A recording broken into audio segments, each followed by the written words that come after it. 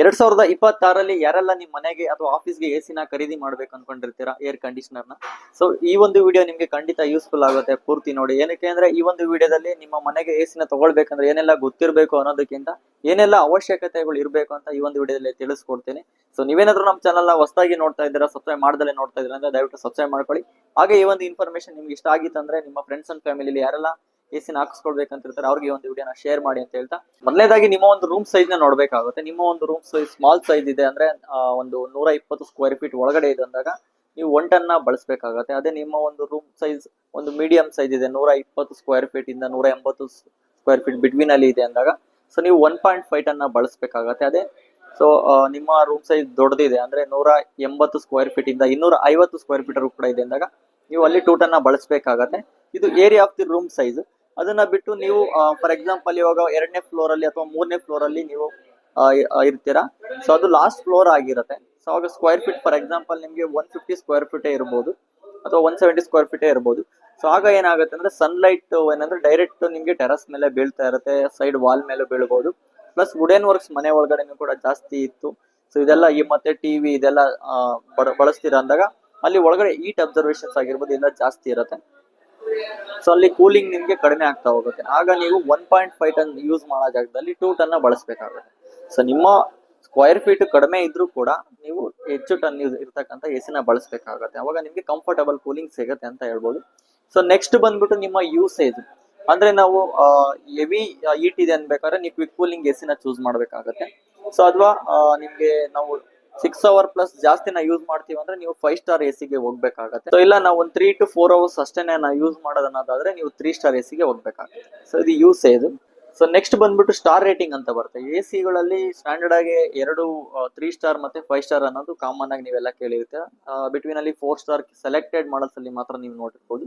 So 3 star ಮತ್ತೆ 5 star ಏನ್ difference ಅಂದ್ರೆ, ಸೊ 5 ಸ್ಟಾರ್ ಎಸಿ ಏನಂದ್ರೆ ನಿಮ್ಗೆ ವಿದ್ಯುತ್ ಬಳಕೆ ಏನಿರುತ್ತಲ್ಲ ತುಂಬಾ ಕಡಿಮೆ ತಗೊಳುತ್ತೆ, ಅಂದ್ರೆ ಲೆಸ್ ಎಲೆಕ್ಟ್ರಿಸಿಟಿ ಕನ್ಸ್ಯೂಮ್ ಮಾಡುತ್ತೆ. ನೀವು 3 ಸ್ಟಾರ್ ಹೋಗ್ತೀರಾ ಅಂದ್ರೆ ಸೊ ಇದು ಏನಂದ್ರೆ ವಿದ್ಯುತ್ ಬಳಕೆನ ಜಾಸ್ತಿ ತಗೊಳುತ್ತೆ. ನಿಮ್ಗೆ ಪವರ್ ಬಿಲ್ ಏನಿರುತ್ತಲ್ಲ, ಕರೆಂಟ್ ಬಿಲ್ ಅಂತ ಏನೇ ಕರಿತೀವಿ ಅದು ನಿಮ್ಗೆ ಜಾಸ್ತಿ ಬರುತ್ತೆ. ಸೊ ಇನ್ನೊಂದೇನಂದ್ರೆ ನೀವು ಎಸಿನ ಪರ್ಚೇಸ್ ಮಾಡ್ಬೇಕಾದ್ರೆ ಇನ್ನೊಂದು ಅಬ್ಸರ್ವ್ ಮಾಡ್ಬೇಕಾಗಿರೋದು ಏನಂದ್ರೆ ISER ರೇಟಿಂಗ್ ನ ನೀವು ಅಬ್ಸರ್ವ್ ಮಾಡ್ಬೇಕಾಗುತ್ತೆ. ISER ಅಂತ ಹೇಳಿದ್ರೆ Indian seasonal energy efficiency ratio ಅಂತ. ಸೊ ಇದೇನಂದ್ರೆ ಇದ್ರ ಪರ್ಪಸ್ ಬಂದೇನಂದ್ರೆ ನಮ್ಮ ಇಂಡಿಯನ್ ಸೀಸನಲ್ ಟೆಂಪರೇಚರ್ ಏನಿದೆ ಸಮ್ಮರ್ ಅಲ್ಲಿ, ಸೊ ಅಂದ್ರೆ 24 ಡಿಗ್ರಿ ಸೆಲ್ಸಿಯಸ್ ಇಂದ 43 ಡಿಗ್ರಿ ಸೆಲ್ಸಿಯಸ್ ಕೂಡ ಇದನ್ನ ಕ್ಯಾಲ್ಕುಲೇಟ್ ಮಾಡ್ತಾರೆ. ಫಾರ್ ಎಕ್ಸಾಂಪಲ್ ಯಾವ ತರ ಅಂದ್ರೆ ISER ಯಾವ ರೀತಿ ಕ್ಯಾಲ್ಕುಲೇಟ್ ಮಾಡ್ತಾರೆ ಅಂದ್ರೆ Indian seasonal cooling divide by Indian seasonal energy consumption divide ಮಾಡ್ತಾರೆ. ಸೊ ಅದ್ರ ಮೇಲೆ ಅವರು ರೇಟಿಂಗ್ಸ್ ಅಂತ ಕೊಡ್ತಾರೆ. ಫಾರ್ ಎಕ್ಸಾಂಪಲ್ ನಿಮ್ಮ ಎಸಿ ಸ್ಟಾರ್ ರೇಟಿಂಗ್ ಅಲ್ಲೇ ಮೆನ್ಷನ್ ಮಾಡ್ತೀವಿ. ಈಗ 4 ಇಂದ 4.2 ರೇಟಿಂಗ್ಸ್ ಮೆನ್ಷನ್ ಆಗಿತ್ತು ಅಂದ್ರೆ ಸೊ ಅದು ನಿಮ್ಗೆ ಸೊ ವಿದ್ಯುತ್ ಬಳಕೆ ಜಾಸ್ತಿನ ಮಾಡುತ್ತೆ, ಸ್ವಲ್ಪಾವಧಿ ಸಮಯಕ್ಕೆ ನೀವು ಬಳಸಬಹುದು. ಅದೇ ನಿಮ್ಮ ಒಂದು ISER ರೇಟಿಂಗ್ 4.5 ಇಂದ 4.8 ರೇಟಿಂಗ್ ಏನಾದ್ರು ಇತ್ತು ಅಂದಾಗ ಅದನ್ನ ನೀವು ರೆಗ್ಯುಲರ್ ಯೂಸೇಜ್ಗೆ ಬಳಸಬಹುದು 6+ ಅವರ್ಸ್. ಸೊ ಇದು ಮ್ಯಾನೇಜಬಲ್ ಇರುತ್ತೆ. ಅದೇ ರೀತಿ 5 ಇಂದ 5+1 ಇಂತ ಜಾಸ್ತಿ ನಿಮ್ಗೆ ಏನಾದ್ರು ಮೆನ್ಷನ್ ಆಗಿತ್ತು ಅಂದಾಗ ಅದು ನಿಮ್ಗೆ ಲೆಸ್ ಎನರ್ಜಿ ಕನ್ಸಂಪ್ಷನ್ ತಗೊಳುತ್ತೆ. ಸೊ ಇದನ್ನ ನೀವು ಸೊ ಲಾಂಗ್ ಅವರ್ಸ್ಗೆ ಬಳಸಬಹುದು. ಸೊ 5 ಸ್ಟಾರ್ ಅಂತ ಏನ್ ನೀವು ಕನ್ಸಿಡರ್ ಮಾಡ್ತೀರಾ, 5 ಸ್ಟಾರ್ ಗಿಂತ ಅದು ಜಾಸ್ತಿ ನಿಮ್ಗೆ ಎನರ್ಜಿ ಕನ್ಸಂಪ್ಷನ್ ಸೇವ್ ಆಗುತ್ತೆ ಆ ತರದ ಎಸಿಗಳಲ್ಲಿ.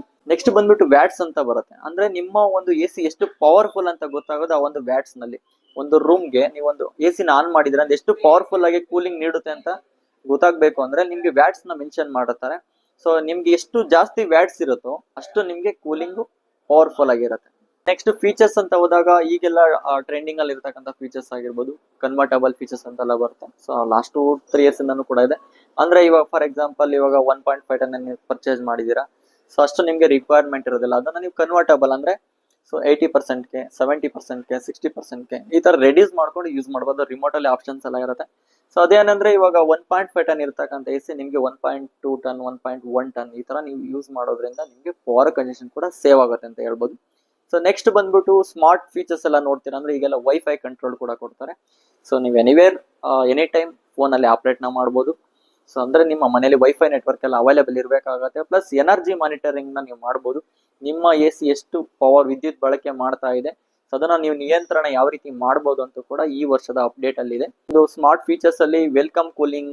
ಸೊ ಅಂದ್ರೆ ನೀವು ಒಂದು ಮನೆಗೆ ರೀಚ್ ಆಗ್ತಾ ಇದ್ದೀರಾ ಅಂದ್ರೆ ಸೊ ಬಿಫೋರ್ ನೀವು ಅದರಲ್ಲಿ ನೋಟಿಫಿಕೇಶನ್ ಕೂಡ ಬರುತ್ತೆ, ನೀವು ಮನೆಗೆ ಹೋಗಿದ ತಕ್ಷಣ ಚಿಲ್ ಫೀಲ್ ಮಾಡ್ಬೋದು. ಯಾಕಂದ್ರೆ ನೀವು ಮನೆಗೆ ಹೋಗಿದ ತಕ್ಷಣ AC ಆನ್ ಮಾಡಿದ್ರು ಕೂಡ ನಿಮ್ಗೆ ರೂಮ್ ಎಲ್ಲ ಕೂಲ್ ಆಗೋದಕ್ಕೆ ಒಂದು 10 ಮಿನಿಟ್ಸ್ ಆದ್ರೂ ಬೇಕೇ ಬೇಕಾಗುತ್ತೆ. ಬಟ್ ಅದು ನೀವು ರೇಡಿಯಸ್ ನ ಸೆಟ್ ಮಾಡಿದ್ರೆ ಒಂದು 2 ಕಿಲೋಮೀಟರ್ಸ್ 5 ಕಿಲೋಮೀಟರ್ಸ್ ಅಂದಾಗ ಸೊ ಅರ್ಲಿಯರ್ ಆನ್ ಆಗಿರುತ್ತೆ, ನೀವು ಬಂದಿದ ತಕ್ಷಣ ಕೂಲಿಂಗ್ ನ ಫೀಲ್ ಮಾಡ್ಬೋದು. ಸೊ ಆ ಫೀಚರ್ಸ್ ಎಲ್ಲ ನಿಮಗೆ ವೈಫೈ ಮಾಡಲ್ಸ್ಗಳಲ್ಲಿ ಅವೈಲಬಿಲಿಟಿ ಸಿಗುತ್ತೆ. ನೆಕ್ಸ್ಟ್ ಬಂದ್ಬಿಟ್ಟು ಆಲ್ ಸೀಸನ್ ಅಲ್ಲೂ ನೀವು ಕಂಫರ್ಟಬಲ್ ಮೋಡ್ ನೋಡ್ತೀರಾ ಅಂದ್ರೆ ನಿಮಗೆ ಹಾಟ್ ಅಂಡ್ ಕೋಲ್ಡ್ AC ಬೇಕಾಗುತ್ತೆ. ಇವಾಗ ಸಮ್ಮರ್ ಅಲ್ಲಿ ಬಿಡಿ ಕೋಲ್ಡ್ ರಿಕ್ವೈರ್ಡ್ ಇರುತ್ತೆ, ಚಳಿಗಾಲದಲ್ಲಿ ಸೊ ನಮ್ಗೆ ಹೀಟ್ ಬೇಕು ಅಂದಾಗ ನೀವು ಹಾಟ್ ಅಂಡ್ ಕೋಲ್ಡ್ AC ಗೆ ಹೋಗ್ಬೇಕಾಗತ್ತೆ. ಸೊ ಏನಂದ್ರೆ ಹಾಟ್ ಅಂಡ್ ಕೋಲ್ಡ್ AC ನಮ್ಮ ಬೆಂಗಳೂರು ವಾತಾವರಣಕ್ಕೆ ಏನ್ ಸೂಟೇಬಲ್ ಅಲ್ಲ. ಸೊ ಅದೆಲ್ಲ ಬಂದ್ಬಿಟ್ಟು ಹಿಮಾಚಲ ಪ್ರದೇಶ ಅಲ್ಲಿಗೆಲ್ಲ ರಿಕ್ವೈರ್ಮೆಂಟ್ ಆಗುತ್ತೆ. ಇನ್ನೊಂದು ಏನಂದ್ರೆ ನೀವು AC ನ ತಗೊಳ್ಬೇಕಾದ್ರೆ ಸೊ ಅಡ್ವಾನ್ಸ್ಡ್ ಫಿಲ್ಟರ್ಸ್ ನ ಯೂಸ್ ಮಾಡೋದನ್ನ ಕೂಡ ನೋಡ್ಬೇಕಾಗುತ್ತೆ. ಅದರಲ್ಲಿ ನಿಮ್ಗೆ ಡಸ್ಟ್ ಆಗಿರ್ಬೋದು, ಅಲರ್ಜಿನ್ ಆಗಿರ್ಬೋದು, ಈ ತರನೆಲ್ಲ ಫಿಲ್ಟರ್ಸ್ ಇದು ಮಾಡುತ್ತೆ. 2.5 m ಫಿಲ್ಟರ್ ಅಂತೆಲ್ಲ ಬರುತ್ತೆ. ಸೊ ಇದೆಲ್ಲ ಅಡಿಷನಲ್ ಫಿಲ್ಟರ್ಸ್. ಕೆಲವೊಂದು ಪರ್ಟಿಕ್ಯುಲರ್ ಮಾಡಲ್ ಏರ್ ಪ್ಯೂರಿಫೈರ್ ಕೂಡ ಯೂಸ್ ಮಾಡಿದ್ದಾರೆ. ಸೊ ಇನ್ನೊಂದು ಸೆಲ್ಫ್ ಡಯಾಗ್ನೋಸಿಸ್ ಅಂತ ಮಾಡೋ ಕೆಲವೊಂದು ಮಾಡಲ್ಸ್ ಬರುತ್ತೆ. ಅಂದ್ರೆ ಅದು ತಾನಾಗೆ ಕ್ಲೀನ್ ಮಾಡ್ಕೊಳ್ಳೋಂತ ಫೀಚರ್ಸ್. ಅಂದ್ರೆ ರಿಮೋಟ್ ಅಲ್ಲಿ ಆಪ್ಷನ್ಸ್ ಕೊಟ್ಟಿರ್ತಾರೆ. ಫಾರ್ ಎಕ್ಸಾಂಪಲ್ ಒಂದು ಫ್ರೀಸ್ ಆಪ್ಷನ್ಸ್ ಅಂತ ಇದೆ ಸುಮಾರು AC ಅದನ್ನ ನಾವು ಸೆಲೆಕ್ಟ್ ಮಾಡ್ಕೊಂಡಾಗ ಏನಾಗುತ್ತೆ, ಕಂಪ್ಲೀಟ್ ಐಸ್ ಆಗುತ್ತೆ. ಐಸ್ ಕಟ್ಬಿಟ್ಟು ಆಮೇಲೆ ಎವಾಪರೇಟ್ ಆಗುತ್ತೆ. ಅಲ್ಲಿರ್ತಕ್ಕಂಥ ಇಂಡೋರ್ ಎಲ್ಲ ಕಂಪ್ಲೀಟ್ ಆಗಿ ಕ್ಲೀನ್ ಆಗುತ್ತೆ. ಇದು ಪ್ರೋಸೆಸ್ ಬಂದ್ಬಿಟ್ಟು ಅದು ಸೆಲೆಕ್ಟೆಡ್ ಬ್ರಾಂಡ್ ಸೆಲೆಕ್ಟೆಡ್ ಮಾಡಲ್ಸ್ ಅಲ್ಲಿ ಈ ಒಂದು ಫೀಚರ್ಸ್ ನೀವು ನೋಡಬಹುದು. ಇದೆಲ್ಲದ್ರ ಜೊತೆಗೆ ನಿಮ್ಮ ಮನೆಯಲ್ಲಿ AC ನ ಹಾಕ್ಸ್ಕೊಳ್ಳೋದಕ್ಕೆ ಸೊ 15 amps ಪ್ಲಗ್ ಬೇಕಾಗುತ್ತೆ. ಈಗ ಗೀಸರ್ಗೆಲ್ಲ ಏನ್ ಬಿಗ್ ಸೈಜ್ ಪ್ಲಗ್ ಹಾಕ್ತಿವಲ್ಲ ಆ ರೀತಿ ಪ್ಲಗ್ ನ ನೀವು ಹಾಕೊಳ್ಬೇಕಾಗತ್ತೆ. ಸೊ ಇಂಡೋರ್ ಮತ್ತೆ ಔಟ್ಡೋರ್ ಅಂತ 2 ಯೂನಿಟ್ಸ್ ನಿಮ್ಗೆ ಬಂದಿರುತ್ತೆ. ಇಂಡೋರ್ ನ ನಿಮ್ಮ ಮನೆ ಒಳಗಡೆ ಫಿಕ್ಸ್ ಮಾಡ್ತಾರೆ, ಔಟ್ಡೋರ್ ನ ಮನೆಯ ಹಿಂದೆಗಡೆ ಸೊ ಏನ್ ಸಜ್ಜೆ ಇರುತ್ತೆ, ಸಜ್ಜೆ ಇದ್ರೆ ಸಜ್ಜೆ ಮೇಲೆ ಕೂರಿಸ್ತಾರೆ. ಅಥವಾ ಎಲ್ ಶೇಪ್ ಅಲ್ಲಿ ಒಂದು ಬ್ರಾಕೆಟ್ ಅಂತ ಬರುತ್ತೆ, ODU ವಾಲ್ಮಂಟ್ ಅಂತ ಕರಿತೀವಿ, ಅದನ್ನ ಹಾಕ್ಬಿಟ್ಟು ಔಟ್ಡೋರ್ ಕೂರಿಸ್ತಾರೆ. ಸೊ ನೀವು AC ನ ಇನ್ಸ್ಟಾಲೇಷನ್ ಮಾಡಿಸ್ಕೋದಕ್ಕೆ ಅಲ್ಲಿ ಸಫಿಶಿಯಂಟ್ ಜಾಗ ಇರಬೇಕಾಗತ್ತೆ. ಸೊ ಏನಕ್ಕೆ ಅಂದ್ರೆ ನಾಳೆ ದಿನ ಏನಾದ್ರು ರಿಪೇರ್ ಬಂತು ಅಂದ್ರೂ ಕೂಡ ಅಲ್ಲಿ ಸರ್ವಿಸ್ ಮಾಡೋದಕ್ಕೆ ಜಾಗ ಇರಬೇಕು. ಸೊ ಅದಕ್ಕೆ ಸುಮಾರು ಜನ ಏನ್ ಮಾಡ್ತಾರೆ ಅಂದ್ರೆ ಅಲ್ಲಿ ಮನೆ ಹತ್ರ ಇವಾಗ 1ನೇ ಫ್ಲೋರ್ ಇರ್ತಾರೆ, 2ನೇ ಫ್ಲೋರ್ ಇದೆ, 3ನೇ ಫ್ಲೋರ್ಗೆ ಅವ್ರೇನ್ ಮಾಡ್ತಾರೆ, ಎಕ್ಸ್ಟ್ರಾ ಕಾಪರ್ ಪೈಪ್ ಆದ್ರೂ ಪರವಾಗಿಲ್ಲ ಅಂತ ಹೇಳಿ ಟೆರಸ್ ಮೇಲೆ ಇಟ್ಬಿಟ್ಟು ಇನ್ಸ್ಟಾಲೇಷನ್ ಮಾಡಿಸ್ತಾರೆ. ಆ ಟೈಮಲ್ಲಿ ನಾಳೆ ದಿನ ರಿಪೇರ್ ಸರ್ವಿಸ್ ಮಾಡ್ಬೇಕಂದ್ರೂ ಕೂಡ ಈಸಿಯಾಗಿ ಸರ್ವಿಸ್ ಮಾಡಿಸ್ತಾರೆ. ಸುಮಾರು ಜನ ಹೊಸಬ್ರು ನೋಡ್ತಾ ಇರೋರ್ಗೆ ಇವಾಗ ಫ್ರಿಜ್, ವಾಶ್ ಮಿಷಿನ್ ಅಂದ್ರೆ ಅದರಲ್ಲಿ ಇನ್ಸ್ಟಾಲೇಷನ್ ಚಾರ್ಜಸ್ ಅಂತ ಯಾರು ಕೂಡ ಮಾಡೋದಿಲ್ಲ. ಬಟ್ AC ಅಲ್ಲಿ ಏನಾಗುತ್ತೆ ಅಂದ್ರೆ ಸ್ಟ್ಯಾಂಡರ್ಡ್ ಇನ್ಸ್ಟಾಲೇಷನ್ ಅಂತ ಹೇಳ್ಬಿಟ್ಟು ಚಾರ್ಜಸ್ ನ ಮಾಡ್ತಾರೆ. ಅದರಲ್ಲಿ ಸೆಲೆಕ್ಟೆಡ್ ಬ್ರಾಂಡ್ಸ್ ಗಳಲ್ಲಿ ಈ ವರ್ಷ ಫ್ರೀನ ಕೊಟ್ಟಿದ್ದಾರೆ.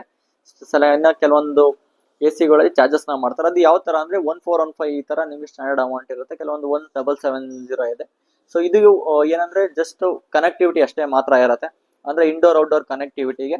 ಸೊ ಬಿಟ್ವೀನ್ ನೀವು ಮಧ್ಯದಲ್ಲಿ ಅಂದ್ರೆ ಬಾಕ್ಸ್ ಅಲ್ಲಿ ಬಂದಿರೋದನ್ನ ಬಿಟ್ಟು ನೀವು ಅಪಾರ್ಟ್ಮೆಂಟ್ ಏನೇ ಹಾಕ್ಸ್ಕೊಂಡ್ರು ಕೂಡ ಅದಕ್ಕೆ ಚಾರ್ಜ್ ಮಾಡ್ತೀರಿ. 3 ಮೀಟರ್ ನಿಮ್ಗೆ ಕಾಪರ್ ಪೈಪ್ ರಿಸೀವ್ ಆಗಿರುತ್ತೆ, ಕೇಬಲ್ ರಿಸೀವ್ ಆಗಿರುತ್ತೆ. 3 ಮೀಟರ್ ಸಾಕಾಗ್ತಾ ಇಲ್ಲ, ಅದಕ್ಕಿಂತ ಜಾಸ್ತಿ ಬೇಕು ಅಂದಾಗ ನೀವು ಪೇ ಮಾಡ್ಬೇಕಾಗತ್ತೆ.